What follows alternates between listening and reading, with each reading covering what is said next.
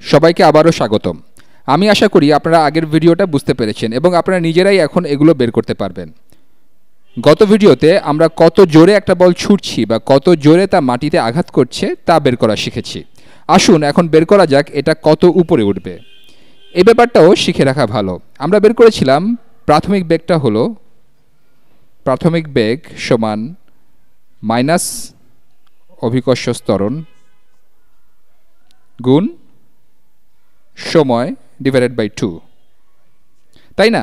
আমরা বলেছিলাম অভিকর্ষ ত্বরণ হলো -10 মিটার পার সেকেন্ড স্কোয়ার, তারপর পেয়েছিলাম -5t।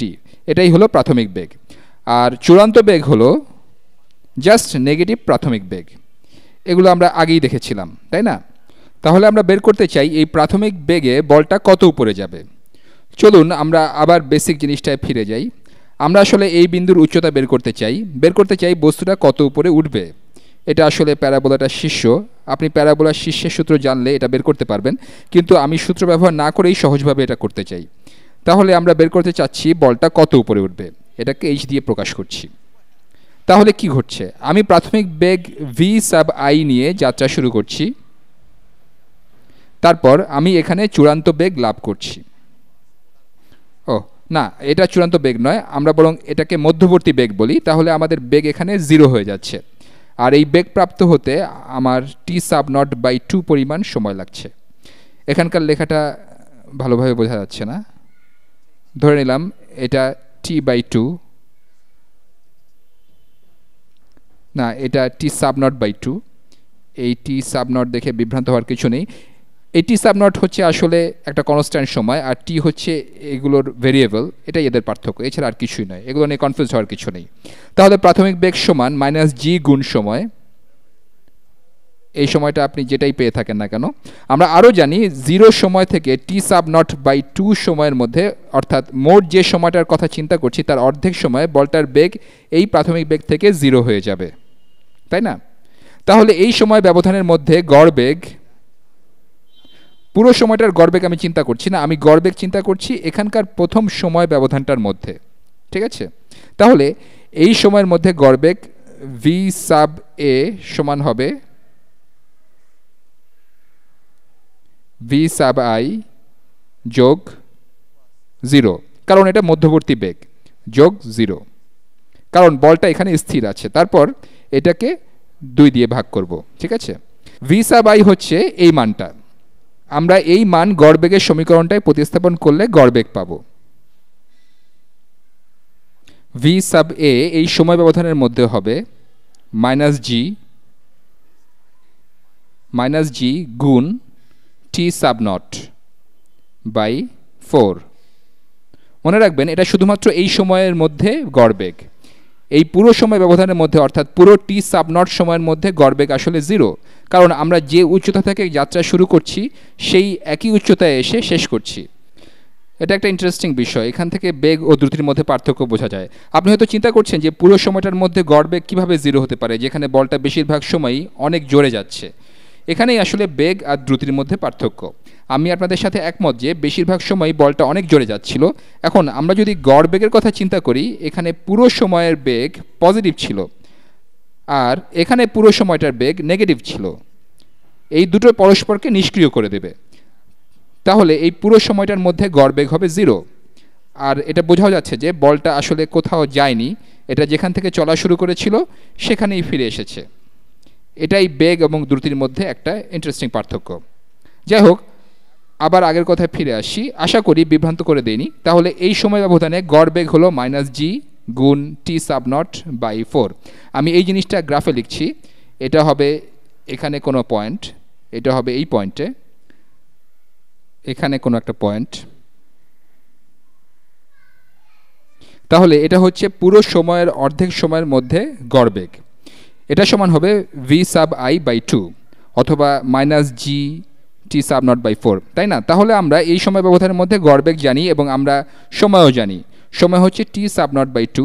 তাহলে আমরা লিখতে পারি দূরত্বের পরিবর্তন সমান গড় বেগ গুণ সময়।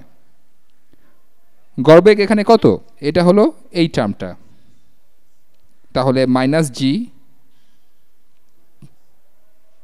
t সাব নট এটাকে বলছি টি সাব নট বাই 4। আমি ভিন্ন রং ব্যবহার করছি, তাহলে গড় বেগ হলো এটা। এখন সময় কত? এই গড় বেগ আসলে টি সাব নট বাই 2 সময়ের মধ্যে বের করা হয়েছে, পুরো টি সাব নট সময় নয়। আমি হয়তো সংখ্যা দিয়ে কিছু উদাহরণ করলে এগুলো তখন এত কনফিউজিং মনে হতো না। তাহলে সময় হলো টি সাব নট বাই 2, তাহলে টি সাব নট বাই 2 এটাই হলো সময়। তাহলে যেই দূরত্ব বলটা অতিক্রম করলো, এই এইচ দূরত্বটা আমরা এগুলো গুণ করলেই পাবো। দূরত্ব সমান minus g t sub not square by 8। ব্যাপারটা ইন্টারেস্টিং। আমি যদি একটা বল ছুঁড়ে মারি, এটা হলো এইচ, এখানে লেখাগুলো অনেক হিজিবিজি হয়ে গেছে। আমি যদি একটা বল ছুঁড়ে মারি এবং আমি ধরলাম বলটা 5 সেকেন্ড সময়ের মধ্যে উপরে উঠে আবার মাটিতে ফিরে আসে, তবে আমি এই সমীকরণে টি সাব নটের জায়গায় 5 সেকেন্ড বসালেই বলটা কত উচ্চতায় উঠবে তা বের করতে পারবো। এখানে এটা মাইনাস জি, অভিকর্ষ ত্বরণ আসলে -10 মিটার পার সেকেন্ড স্কোয়ার, তাহলে এই টার্মটা পজিটিভ হয়ে যাবে। তাহলে আমি লিখছি এইচ সমান মাইনাস জি সমান positive 10 metre per second square গুণ ধরলাম এখানে সময় হলো 5 সেকেন্ড, তাহলে 10 গুণ 5 ডিভাইডেড বাই 8, এটা সমান 40/8। না, এটা তো আসলে 50 হবে। ও সরি, এখানে টি স্কোয়ার আছে, তাই তো বলি কিছু একটা ভুল হচ্ছে। টি স্কোয়ার তাহলে 5 স্কোয়ার হবে minus g t sub not square by t. 10 গুণ 25 সমান কত? 250, তাহলে 250/8, তাহলে এটা 30 সামথিং মিটার। আসলে কত? এটা হবে 31 মিটারের মতো। তাহলে আমি যদি একটা বল এভাবে ছুঁড়ে মারতে পারি যে এটা 5 সেকেন্ড সময় শূন্যে থাকবে, তাহলে এটা 31 মিটার উপরে উঠবে। এটা হয়তো খুব বেশি উঁচু মনে হচ্ছে না, 31 মিটার আসলে 90 ফিট বা 93 ফিট হবে। তাহলে এটা প্রায় 9 তলা উঁচু ভবনের সমান উপরে উঠবে, তাহলে এটা যথেষ্ট উঁচুতে উঠবে। আপনি যদি একটা বল ছুঁড়ে এটাকে 5 সেকেন্ড সময় শূন্যে রাখতে পারেন, তাহলে বলতে হবে আপনি বেশ শক্তিশালী। কিন্তু আমি আপনাকে ইন্টারেস্টিং আরও কিছু একটা দেখাতে চাই, আমার কাছে অন্তত ইন্টারেস্টিং মনে হয়। আমি কিছু জিনিস মুছে দিচ্ছি, আমার মনে হচ্ছে এখানে অনেক বেশি হিজিবিজি হয়ে গেছে। আমি এই জিনিসটা মুছে দিচ্ছি। আমার মনে হয় এগুলোও মুছে দিতে পারি। এটাও কি মুছে দিতে পারি। আমার মনে হয় আপনি এগুলো বুঝতে পেরেছেন। না বুঝলে আপনি পেছনে গিয়ে দেখে নিতে পারেন। ভিডিওর এই একটা সুবিধা, আপনার নোট নেবার দরকার হয় না, যখন ইচ্ছা তখন পেছনে গিয়ে আবার দেখে নিতে পারবেন। আমার মনে হয় আমার যথেষ্ট পরিমাণ পরিষ্কার জায়গা পেয়েছি। আসুন এবার একটা সুন্দর রং ব্যবহার করি। ঠিক আছে, আমরা পেলাম যে উচ্চতা সমান minus g t sub not square by 8, তাই না? এটাকে আমরা একটু অন্যভাবেও লিখতে পারি। এটাকে সমান লিখছি মাইনাস জি, এটাকে লিখছি আমি মাইনাস জি বাই 2 গুণ টি সাব নট বাই 2 স্কোয়ার্ড। ঠিক আছে, এই দুটো আসলে একই জিনিস। এখন এই টার্মটা কি একটু পরিচিত মনে হচ্ছে? অবশ্যই, এটা তো আমাদের আগে লেখা একটা সমীকরণের মতো। সেই সমীকরণটা ছিল দূরত্বের পরিবর্তন সমান প্রাথমিক বেগ গুণ সময় যোগ এটি স্কোয়ার বাই 2। এখানকার এই টার্মটা দেখতে পুরোপুরি এই টার্মটার মতো,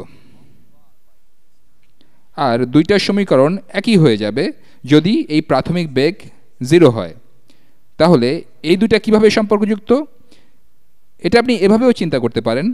এই দূরত্বটা যেটা বলটা উপরের দিকে অতিক্রম করছে, আর এই দূরত্বটা যেটা বলটা নিচের দিকে অতিক্রম করছে তা একই,